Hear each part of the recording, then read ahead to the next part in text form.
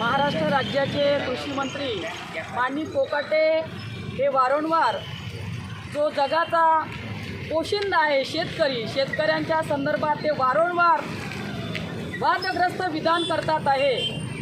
त्यांनी अनेकदा शेतकऱ्यांच्या संदर्भामध्ये मग ते कर्जमाफीचे पैसे मिळाले तर ते म्हणतात की साखरपुडा आणि लग्नासाठी ते पैसे ते वापरतात आणि पंचनामे करायचे तर कशाचे ढेकलाचे करायचे का। इथेच ते थांबले नाही तर महाराष्ट्र राज्याचा विधान भवन या विधान भवनामध्ये शेतकऱ्यांचे प्रश्न सोडवण्यासाठी या कृषी मंत्र्याला त्या सभागृहामध्ये शेतकऱ्यांनी या महाराष्ट्रातल्या जनतेने निवडून पाठवलं आहे।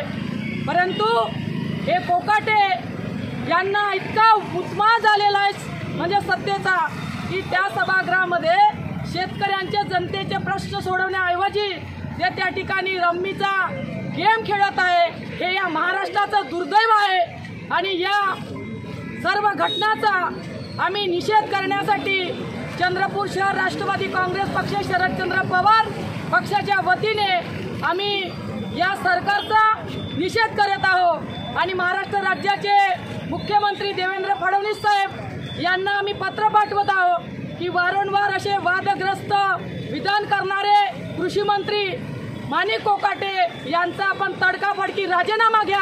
आम्ही आता जिल्हाधिकारी कार्यालयामार्फत हे पत्र मुख्यमंत्र्यांना पाठवणार आहोत आणि हे तर आता छोटे आंदोलन आहे।